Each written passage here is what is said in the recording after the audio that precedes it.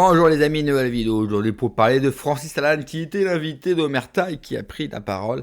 Et je connais certains souverainistes qui ne vont pas du tout apprécier ses propos car lui, il a une vision très différente de ce que pourrait être le Frexit. D'accord ou pas avec lui, c'est justement l'occasion d'en parler. Mais juste avant de voir l'extrait, n'oubliez pas comme d'habitude de vous abonner, le pouce, le commentaire, le partage, le boost. Et comme je le fais dans toutes les vidéos d'aujourd'hui, n'hésitez pas à me rejoindre sur mes autres réseaux sociaux.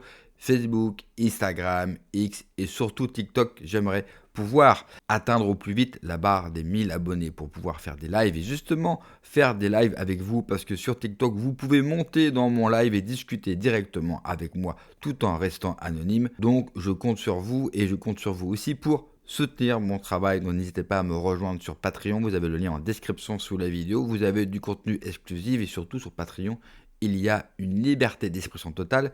J'y aborde des thèmes que je n'aborde absolument pas sur YouTube. Et puis merci à tous les donateurs qui me permettent de continuer mon combat sur Tipeee, sur YouTube. Vraiment les dons c'est extrêmement important pour pouvoir continuer car vous le savez la chaîne est totalement censurée. On regarde l'extrait et on en parle juste après. À commencer par la guerre. Aujourd'hui, tous ceux qui nous disent que pour sortir de l'Union européenne, il faut élire un président de la République qui va déclencher l'article 50, c'est se moquer du monde. Parce qu'on parle d'échéances qui sont trop lointaines par rapport aux problèmes que nous connaissons. Il faut sortir tout de suite de cette emprise. Donc il faut en finir avec l'Union européenne et pour ça il faut démontrer que nous n'en faisons pas partie et que nous n'avons aucune raison d'obéir à Madame von der Leyen et à la Commission européenne. Et je pense que cette procédure le permettra. C'est pour ça que je m'y engage de tout mon cœur et que j'appelle en soutien toutes les citoyennes et tous les citoyens français à me permettre de la financer en apportant l'eurobol sur la cagnotte que j'ai ouverte.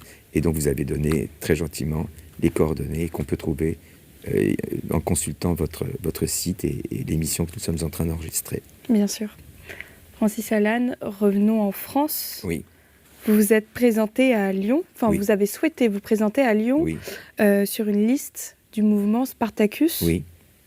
Est-ce que vous pouvez nous en dire un peu plus et nous raconter ce qui s'est passé? J'ai été contacté par un mouvement citoyen, citoyenniste, un mouvement apartisan,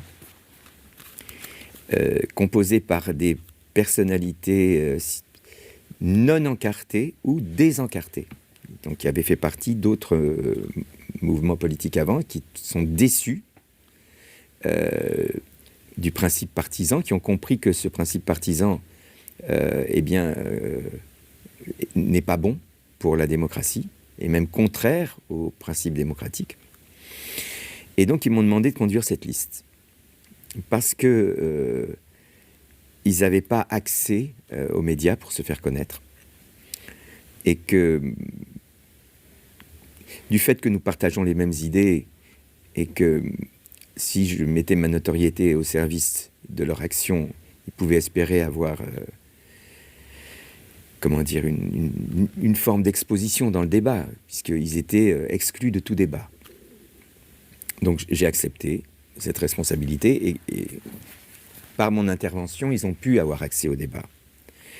Mais on m'a sorti du chapeau, au moment où j'ai dit que je me présentais, on m'a sorti du chapeau un jugement du Conseil d'État qui disait que j'étais inéligible au motif que je n'aurais pas déposé mes comptes de campagne aux dernières européennes. Alors, c'est faux. Mon mandataire financier a bien déposé les comptes de campagne et je peux le prouver. D'accord ? 2, on ne m'a pas informé qu'il y avait eu un jugement sur ce point précis. Je n'ai jamais été informé, ni mon mandataire financier. OK ? Et en plus de ça, ce jugement ne m'a jamais été notifié. Jamais. C'est particulier quand même. Oui. C'est un journaliste de Lyon, du Progrès de Lyon, nommons le journal et nommons ce journaliste.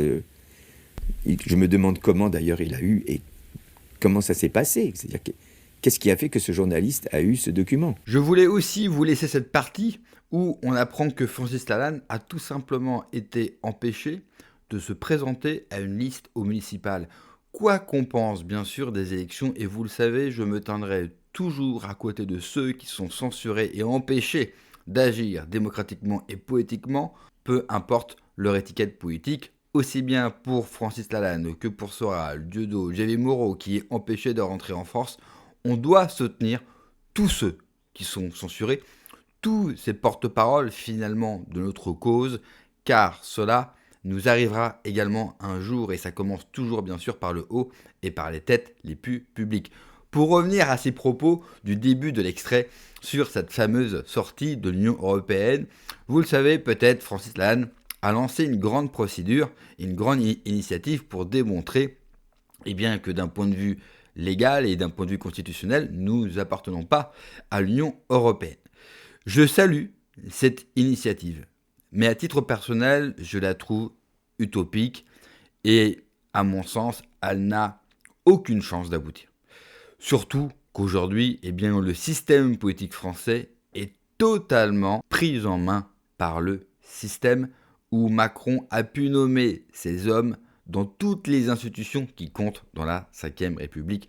Donc, même si, imaginons, cela va au bout, ils trouveront un moyen légal de défaire, bien sûr, cette décision. Par contre, là où je suis entièrement d'accord avec lui, c'est sur le Frexit. Et ça révèle aussi une chose, que les principaux responsables des partis politiques souverainistes en France n'ont plus travaillé le Frexit depuis des années. Je vous invite à aller écouter sur Internet ou à lire les livres d'Alain Falento, qui a écrit 2 livres exceptionnels, un sur le Frexit et l'autre pour quitter l'euro, la monnaie, l'euro. Où il vous explique très bien que sortir de l'Union européenne, récupérer notre monnaie nationale, il ne suffit seulement que d'appuyer sur un bouton. Je suis d'accord avec lui, il ne faut pas commencer à lancer des procédures, l'article 50, à négocier avec eux. Il n'y a aucune négociation à faire avec l'Union européenne. Regardez les Anglais, ils ont négocié pendant 2 ans.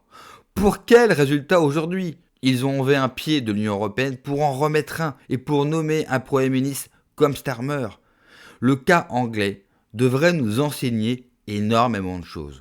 Au contraire, les souverainistes français vous vantent le Brexit comme une réussite et vous font croire que Nigel Farage, une fois qu'il sera Premier ministre, ça changera et que la situation redeviendra à la normale. Je n'y crois pas une seule seconde. Pour cela, il suffit juste d'écouter les dernières déclarations de Nigel Farage qui sont, à mon sens, plus que bizarres sur certains thèmes. La France ne doit rien négocier avec l'oligarchie européenne. Si nous voulons sortir, nous le pouvons. Alors bien sûr, les autres souverainistes vont me dire oui, mais si on sort directement ou si on annonce que nous allons sortir, ils vont nous attaquer sur notre dette et d'un point de vue financier. Moi, je vais vous dire une chose, tout comme Alain Falento, ils ne le feront jamais. Nous avons en France 7 banques systémiques.